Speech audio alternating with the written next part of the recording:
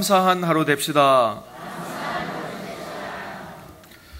오늘은 추수감사주일인데요. 추수감사주일의 성경적인 기원은 출애굽기 23장에 나오는 수장절입니다. 가을에 곡식을 다 추수해서 추수한다 할 때 숫자, 이 거둘 숫자죠. 그리고 그걸 다 저장합니다. 그래서 저장장자 서서 수장절. 이제 이것이 발전하게 되어서 오늘날 우리가 지키는 추수감사절이 되었습니다. 요즘 우리나라에서 아주 뜨고 각광받는 직업이 있습니다. 바로 프로파일러라는 직업입니다. 아마 들어보신 분들도 계실 텐데요. 이 프로파일러라는 직업은 범죄자들의 심리를 연구하는 직업입니다. 그래서 왜 이 사람이 이런 죄를 지었는가, 범죄자의 심리를 연구하는 것이 프로파일러입니다. 목회자이면서 프로파일러인 데이빗 소퍼라는 분이 계십니다. 아주 특이한 분이시죠. 목사님인데 또 공부해서 프로파일러가 되었습니다. 이분께서 이런 말씀을 하셨어요. 감옥에 있는 재소자들, 그리고 수도원에 있는 수도사들, 이분들의 심리를 연구해서 감옥과 수도원은 비슷한 부분이 참 많습니다. 둘 다 자유가 제한됩니다. 수도원에 들어가면은 자유가 강제로 제한되죠. 정해진 규칙대로 생활하고 아침에 일어나서 투박한 식사를 하고 싫든 좋든 노동을 하고 저녁이 되면 개인 정비를 마치고 일찍 잠자리에 듭니다. 모든 부분이 비슷합니다. 비슷하다 못해 거의 똑같습니다. 그런데 감옥과 형무소와 수도원이 결정적으로 다른 것이 있다 하면 그것은 바로 그 안에 있는 사람들의 마음이라는 겁니다. 형무소에 있는 사람들의 마음은 불평불만으로 가득 차 있습니다. 나에게 이렇게 10년의 형량을 언도한 판사를 나가기만 하면 내가 가만 안 놔두겠다. 그리고 나를 억울하게 이렇게 한 사람들 나가면 가만 안 두겠다 하고 불평불만을 일삼습니다. 그러나 수도원에 있는 사람들, 수도사들은 늘 감사한 마음을 품고 투박한 식사를 하면서도 주신 은혜에 감사하고 또 이제 같이 있는 수도사들을 향해서도 감사한 마음을 품고 마음으로도 감사하고 입으로도 감사하고 감사가 충만합니다. 그러니까 이 재소자와 수도사들의 차이는 환경의 차이도 아니고 여건의 차이도 아니고 사람의 마음의 차이입니다. 사람의 마음의 차이. 이 수도사들을 그대로 다 들어서 형무소에 집어넣으면 그 형무소는 수도원이 될 겁니다. 그런데 형무소에 있는 재소자들을 다 들어올려서 수도원으로 집어넣으면 이 수도원은 졸지에 형무소가 되고 마는 겁니다. 사람 마음의 차이 때문에 결정적인 영향을 미치게 됩니다. 우리가 하나님을 향하여 감사한 마음을 품고 감사를 표현하는 것은 굉장히 중요합니다. 왜냐하면 우리가 하나님 앞에 감사의 마음을 품을 때에 우리의 마음이 천국이 되는 겁니다. 그런데 우리 마음이 늘 불평불만을 하면 그 불평불만이 그냥 끝나는 게 아니고 또 다른 불평불만을 불러오고 그리고 또 이것이 또 다른 불평불만을 불러오고 이렇게 해서 악의 순환, 악순환으로 이제 그렇게 지옥 같은 삶을 살게 됩니다. 그러나 우리가 하나님을 향해서 감사한 마음을 품고 감사합니다. 그렇게 고백하면 그 하나의 감사가 또 다른 은혜, 또 다른 감사를 불러오고 그럼 또 이것이 또 다른 감사를 불러오고 이게 이제 선순환이 계속되고 감사하는 사람은 천국 같은 삶을 살게 됩니다. 감사하는 마음은 천국이 된다 하는 것을 기억하시고요. 오늘 우리가 어떻게 하면 그러면 우리가 감사와 좀 친하게 지낼 수 있는가? 감사와 친하게 지내기라는 제목으로 말씀을 나누고자 합니다. 우리가 감사와 친해지려면 첫 번째로 감사할 조건을 찾아야 합니다. 우리 17절 말씀, 본문 17절 말씀 우리 다 같이 읽겠습니다. 비록 무화과 나무가 무성하지 못하며 포도나무에 열매가 없으며 감람나무에 소출이 없으며 밭에 먹을 것이 없으며 우리의 양이 없으며 외양간에 소가 없을지라도. 아멘. 17절 말씀은 단순히 뭐가 없다 이걸 나열하려고 적어놓은 말씀이 아니고 하박국 선지자가 감사할 수 없는 조건에서도 하나님 앞에 감사할 것이 없는가, 하나님 앞에 감사할 조건이 없는가 하고 자기 환경을 이렇게 살피고 뒤지고 안간 힘을 쓰는 그런 장면입니다. 작년에 우리 교회에서 봉사자들이 소록도 애향원에 다녀왔습니다. 손영원 목사님 기념관이 애향원에 있는데요. 그 손영원 목사님의 별명은 우리가 아는 대로 사랑의 원자탄입니다. 그냥 사랑하려고 하는데 사랑이 안 돼서 막 힘쓰고 애쓰고 고통스러워하는 그 정도가 아니라 그냥 사단으로 그냥 사랑으로 핵폭탄을 떨어뜨릴 정도로 그 사랑이 충만한 분이라는 말입니다. 손영원 목사님이 한센병 환자들 모여있는 교회를 사역하셨죠. 그리고 그 한센병 환자들, 나병이잖아요. 나병 환자들, 그 성도, 발이 퉁퉁 부어서 고름이 꽉 찬 걸 그 목사님이 입으로 그 고름을 탁 빨아낸 거예요. 일제 말기에 신사참배를 거부하다가 무기징역을 언도받고 이제 감옥에서 옥살이를 하셨습니다. 그러다가 이제 해방이 되어서 6년 옥고를 마치고 추록을 하게 되었습니다. 6.25 전쟁 때 성도들을 버리고 피난을 갈 수 있었습니다. 그런데 목사님이 안 간다 하니까 재직회에서 어떤 이야기가 있었는가 하면 목사님을 포함한 모든 재직들이 다 피난을 갑시다. 그렇게 했어요.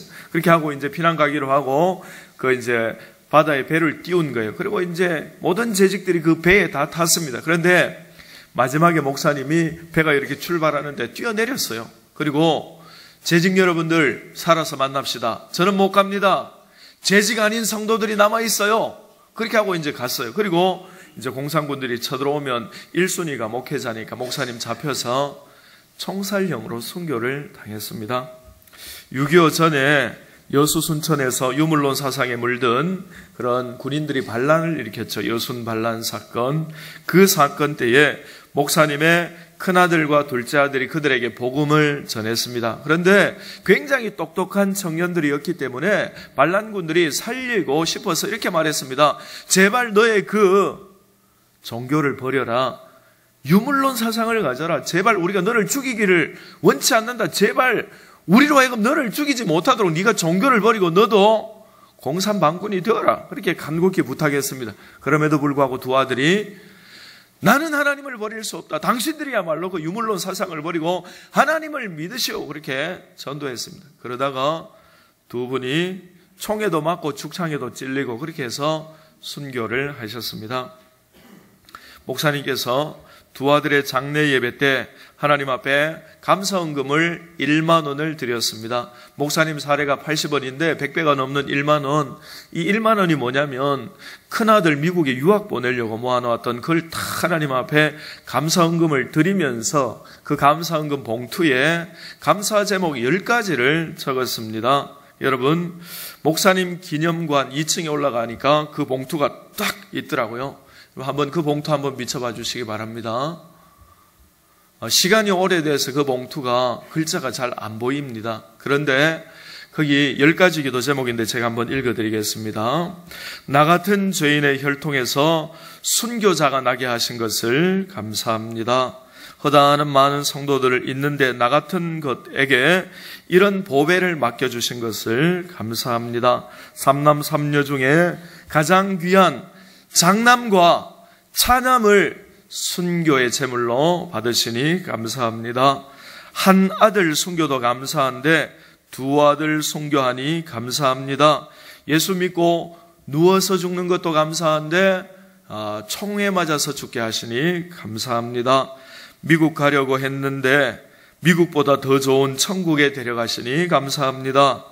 내 아들을 총살시킨 원수를 회개시켜서 양아들로 삼고자 하는 사랑의 마음을 주시니 감사합니다. 이 자기 아들에게 총을 쏘았던 그 사람을 이제 사면시켜서 그 아들을 양자로 삼고 그 아들이 지금도 목회를 하고 계십니다. 그리고요, 두 아들 순교 열매로 많은 천국의 아들들이 생기게 하시니 감사합니다. 9번째, 이 같은 역경 중에서도 8가지의 감사 제목을 주신 것을 감사합니다. 10번째, 오 하나님, 나에게 분수에 넘치는 과분한 축복을 주신 하나님께 감사를 드립니다. 10가지 기도 제목을 꼼꼼하게 읽어보았습니다. 아마 작년에 우리 봉사자들 가셨을 때에 다 읽어보셨으리라 그렇게 생각하는데요. 10가지의 감사의 제목을 한번 읽어보십시오. 이거는 말도 안 되는 감사입니다. 미국 보내려고 했는데 미국보다 더 좋은 천국 데려갔다. 그게 무슨 감사입니까, 여러분? 여러분 자녀들이 미국 유학 보내려고 했는데 천국 가면 그게 감사가 됩니까? 삼남 삼녀 중에 제일 좋은 장남하고 차남 데려갔으니 할렐루야 감사합니다. 여러분, 이게 무슨 감사입니까? 이게 무슨 감사예요? 말도 안 되죠. 더 기가 막힌 것은 9번째. 여러분, 이걸 쭉 읽어보니까 이런 마음이 들어요. 어떤 마음이 드는가 하면은, 얘는 말도 안 되는 감사인데, 아들 장례 예배 때 어떻게 하나님 앞에 성도들이 본이 될까, 어떻게 감사를 할까 하고, 목사님께서 밤잠 못 주무시고, 밤새도록 고민해서 그냥 어떻게 하면 이 상황에서도 감사할 수 있을까 하고 안간힘을 쓰면서 막 기름을 짜내듯이 감사거리를 짜낸 거예요. 간절하게 찾아낸 겁니다. 9번째는 이렇게 말합니다. 이 같은 역경 중에서도 앞에 8가지 감사 제목을 주신 것을 감사합니다. 찾다가 감사 제목 없으니까 이제는 앞에 8가지 감사 제목 주신 것을 감사합니다. 10번째는 오 하나님, 분수에 넘치는 과분한 축복을 주신 것을 감사합니다. 여러분, 이 10가지 기도 제목이라는 것은 본인이 은혜 충만해서 감사가 넘쳐서 나온 게 아닌 것 같고요. 이 상황에서도 내가 하나님 앞에 감사할 게 없는가 하고 안간힘을 쓰면서 기름을 짜내듯이 그렇게 조건을 찾아낸 겁니다. 찾아내니까 이런 감사의 제목들이 나오게 된 것입니다. 여러분, 우리가 저와 여러분이 감사와 친해지려면 감사의 조건을 찾는 눈이 발달해 있어야 합니다. 감사와 친한 사람 눈에는 감사할 게 너무너무 많이 보입니다. 이것도 감사하고 저것도 감사하고 저것도 감사하고 저것도 감사하고 감사할 거리가 넘쳐납니다. 우리가 어떻게 하면 감사할 수 있을까? 어떻게 하면 입에서 불평불만이 사라질까? 이제 그렇게 생각하다가 제가 제 개인적으로 한번 이런 방법을 사용해 보았습니다. 절대 이제 내 입에서는 불평불만 나오지 않는다. 절대 내 입에서는 원망하지 않는다. 그리고 어떻게 하면은 이걸 고칠까? 어떻게 하면은 감사를 할 수 있을까? 하고 제가 그 방법을 사용해 봤어요. 손에다가 노란 고무줄을 차는 거예요. 노란 고무줄을 이렇게 손에 딱 차고 있어요. 겨울에는 아무 문제가 없어요. 옷으로 이렇게 가리니까. 여름만 되면 노란 고무줄을 이렇게 차고 다니니까 많은 분들이 물어요. 목사님, 그 노란 고무줄을 왜 차고 다닙니까? 그렇게 자꾸 물어요. 근데 여러분, 그 노란 고무줄을 어떻게 사용했는가 하면은 나도 모르게 불평의 말을 했을 때 그 고무줄을 당겨가지고 이마에 당겨가지고 놔버린 겁니다. 쫙 달라붙으면은 막 별이 번쩍하면서 아이고야, 불평하지 말아야겠다. 아이고야, 원망하지 말아야겠다. 근데 여러분, 하루가 지났는데요, 손이 이렇게 퉁퉁 부었어요. 나중에는 또 나도 모르게 부정적인 말을 한 거예요. 그래가지고 또 땡겼다 놀라니까 겁이 나더라고요. 퉁퉁 부었어요. 여러분도 한번 해보십시오. 아마 일주일 내에 병원에 가셔야 되지 않을까 그렇게 생각합니다. 그런데 그렇게 해서 고쳐지는 게 아니에요. 그냥 입을 꾹 닫고 불평하지 말자, 그렇게 한다고 고쳐지는 게 아니라 조건을 찾아야 돼요. 감사할 조건을 찾고 적극적으로 감사를 해야 돼요. 감사하면 불평할 일이 없어지는 거예요. 여러분, 우리가요, 하나님 앞에 조건을 잘 찾아야 됩니다. 그러면 감사와 친할 일이 너무너무 많이 있습니다. 그러므로 모든 환경 가운데서 감사를 잘 찾을 수 있는 저와 여러분 되시기 바랍니다. 두 번째로요, 감사와 친해지려면 감사를 적극적으로 표현해야 합니다. 우리 18절 말씀, 본문 18절 말씀 우리 같이 읽겠습니다. 나는 여호와로 말미암아 즐거워하며 나의 구원의 하나님으로 말미암아 기뻐하리로다. 아멘. 하박국 선지자는 하나님으로 말미암아 17절에 이러이러한 감사하지 못할 조건들이 즐비함에도 불구하고 그럼에도 불구하고 나는 감사하겠다고 선포하고 고백하는 것을 볼 수 있습니다. 누가복음 17장에 보면 예수님께서 여리고로 지나가실 때에 10명의 나병 환자가 예수님께 달려와서 선생님이여 우리를 고쳐주십시오. 나사렛 예수, 다윗의 자손 예수여 우리를 고쳐주십시오. 그렇게 말할 때 예수님이 그들을 불쌍히 여기셔서 이렇게 말씀하셨습니다. 그래, 제사장들에게 가서 너희가 완치된 판정을 받고 완치된 판정 후에는 이제 사랑하는 가족들에게로 돌아가라. 그렇게 말씀하셨습니다. 아직 완치되지 않았음에도 불구하고 그 10명의 나병 환자들은 예수님을 믿었기 때문에 믿음으로 제사장에게 갔습니다. 그런데 가는 길에 그들이 다 완치되었습니다. 그런데 그 10명 중에 9명은 너무 기쁜 나머지 가족에게로 돌아가 버립니다. 왜냐하면 나병 환자는 가족들과 격리된 거예요. 가족들과 살 수 없어요. 격리된 사람들입니다. 나병이 낫고 나니까 사랑하는 가족들에게로 제일 먼저 달려갔습니다. 그런데 그 중에 한 명, 유대인도 아니고 사마리아 사람, 이스라엘 사람들이 이방인보다 더 천하게 여기는 그 사마리아 사람 한 명이 예수님께 달려와서 엎드려 사례를 하는 거예요. 주님 감사합니다. 제가 오랫동안 나병 가운데 고통을 당했는데 주님 저를 치유해 주시니 너무너무 감사합니다 라고 그렇게 표현을 했습니다. 그때 주님께서 10명이 다 나았는데 어찌하여 네 혼자만 왔느냐? 9명 어디 갔느냐? 그렇게 말씀하셨어요. 여러분, 거기서 우리가 예수님의 마음을 읽을 수 있어야 합니다. 예수님은 하나님이시니까 뭐든지 괜찮다 그렇게 생각하면 안 됩니다. 예수님 사랑이 충만하시지만 10명을 고쳐줬는데 9명이 그냥 가버린 거예요. 그러니까 예수님이 섭섭하다는 거예요. 섭섭하다. 와서 말 한마디 하고 가면 될 텐데 그냥 뒤도 안 돌아보고 가버리네. 섭섭하다. 지금 그 말씀을 하고 있는 것입니다. 하나님께 감사한 마음을 아직 마음속에 담아두고만 있다면 그것은 완성된 감사가 아닙니다. 이것은 마치 우리가 사랑하는 분 또 감사할 분에게 선물을 포장해서 전달 안 하고 있는 것하고 마찬가지입니다. 선물해서 여러분 선물 예쁘게 좋은 선물 사서 예쁜 포장해서 전달하지 않으면 무슨 의미가 있습니까? 여러분 우리가 감사를 표현하는 것이 굉장히 중요합니다. 해마다 교회에 구제청원을 이제 부탁하는 개인이나 단체나 이제 그런 편지들이 많이 옵니다. 그래서 제가 연말만 되면 이런 생각을 합니다. 누가 한 1억 안 주나?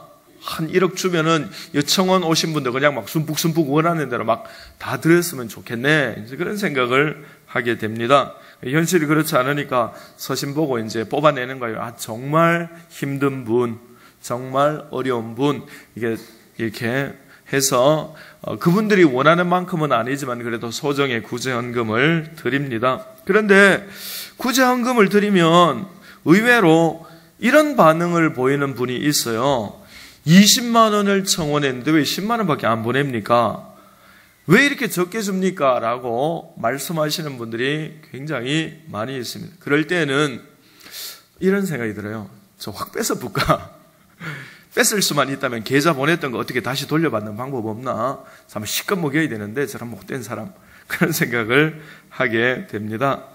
포드 자동차를 이렇게 만든 포드 사장, 그 회장에게 시골의 어느 음악 선생님이 편지를 적었습니다. 아이들에게 음악 교육을 시켜야 되는데 피아노 한 대만 좀 기증해 주십시오. 그렇게 이제 편지를 보냈는데 그 동네도 구제청원이 너무 많이 들어오니까 이제 의뢰이 보내는 돈이 있어요. 그게 $100입니다. $100를 보냈어요. 근데 그 선생님이 $100를 받고 야, 이거 무슨 푼돈을 보내나 그런 생각을 하지 않고 그것으로 땅콩을 사서 학교 뒤에 텃밭에다가 땅콩을 심었습니다. 3년 땅콩 농사를 지으니까 피아노 한 대를 살 돈이 마련되었습니다. 그래서 이 여선생님이 포드 회장에게 다시 편지를 적었습니다. 회장님이 보내주신 그 $100로 땅콩을 사서 농사를 지어서 드디어 오늘 피아노를 살 돈이 마련되었습니다. 종잣돈을 주신 회장님께 감사를 드립니다 하고 편지를 적었습니다. 그 편지가 가고 회장님에게서 또 다른 편지가 왔습니다. 편지를 보니까 1만 달러, 그 당시에 굉장히 큰 돈이죠. 10,000달러가 동봉되어 왔습니다. 이렇게 편지에 되어 있었습니다. 선생님, 같은 분은 처음 봅니다. 많은 사람들이 도움을 요청하지만 기부금이 적다고 대부분 불평을 합니다. 그런데 선생님은 작은 것에도 감사하고 저에게 그 감사를 표현해 주시니 너무너무 고맙습니다. 1만 달러를 동봉해 드립니다. 선생님 피아노도 사시고 마음껏 애들을 가르치시고 혹시 또 다른 계획이 계시면 저에게 청원하시면 이번에는 금액과 상관없이 선생님이 원하는 대로 제가 책임지고 도와드리겠습니다. 그렇게 표현했습니다. 불평불만은 반드시 또 다른 불평불만을 불러옵니다. 또 그 불평불만이 또 다른 불평불만을 불러오고, 그러면 이 사람은 몸은 자유한인지 모르지만 마음이 감옥에 갇히는 거예요. 이거 완전 지옥의 삶을 사는 겁니다. 이 악순환이 계속되죠. 그러나 이 선생님처럼 감사를 표현하면, 우리가 하나님 앞에 감사를 표현하면 하나님이 반드시 또 다른 은혜를 부어주십니다. 그래서 또 감사하게 되고 또 감사하게 되고 감사의 선순환이 일어나게 됩니다. 여러분, 이 원리를 아는 것이 굉장히 중요합니다. 이 감사의 선순환의 원리입니다. 그러므로 우리가 감사를 표현해서 감사와 친해지는 저와 여러분 되시기 바랍니다. 마지막으로요, 감사와 친해지려면 우리의 시각을 좀 바꿔야 합니다. 하박국서를 보면 하박국 선지자가 처음부터 이렇게 신앙이 좋았던 게 아니고요. 1장과 2장 보면 완전 요나를 방불케 합니다. 요나 못지않은 사람이에요. 그냥 하나님 앞에 악인이 의인을 애워싸는 것이 가합니까? 그렇게 하면서 하나님께 따지고 대들고, 내가 성루 높은 곳에 올라가서 하나님의 얼굴을 대면할 텐데 하나님 입이 있으면 말해보세요 하면서 하나님 앞에 삿대질하면서 대든 사람입니다. 그런데 하나님의 말씀을 듣습니다. 듣고 시각이 바뀐 거예요. 시각이 바뀌니까 이거 감사할 것이 너무너무 많다. 그렇게 됩니다. 낮은 울타리에 감사에 대한 글이 실린 것을 우리가 좀 이해하기 편하도록 조금 각색해 보았습니다. 한번 들어보시기 바랍니다. 반항하는 사춘기 자녀가 있어서 힘들다면 그것은 그 아이가 지금 길거리에서 방황하지 않고 집에 잘 있다는 뜻이다. 이걸 읽는데 눈물 흘릴 뻔했어요. 우리 애들 어떻게 하면서 막 그랬는데 그걸 듣고 너무너무 은혜가 되었습니다. 두 번째, 체중이 늘어나서 옷이 몸에 낀다면 그건 나에게 먹을 것이 충분하다는 뜻이다. 완전 주옥 같은 말씀이에요. 제가 우리 성도님들 사랑을 너무 많이 받아서 체중이 정확히 10kg 늘어서 옷이 지금 입기가 곤란한 지경이에요. 근데 이 말씀 들으니까 내가 먹을 게 풍부하구나, 충분하구나 그렇게 생각했고요. 집이 낡아서 수리하는 것이 힘들다면 이미 나에게 집이 있다 하는 뜻입니다. 그리고 세금 너무 많이 내서 짜증낸다면 나에게 소득이 있다 하는 그런 뜻이고, 집에 들어갔는데 빨래해야 할 옷들이 산더미처럼 쌓여 있다면, 특히 남자분들, 그는 짜증낼 일이 아니고 나와 내 가족들이 입을 옷이 충분하구나 그런 뜻입니다. 난방비가 많이 든다면 내가 따뜻하게 살고 있다 그런 뜻입니다. 그리고 새벽 시끄러운 소리에 새벽에 시끄러운 자명종 소리를 듣고 내가 깨어났다 하면 내가 살아있다 하는 그런 뜻입니다. 여러분, 시각을 바꾸면 감사할 것이 너무너무 많이 있습니다.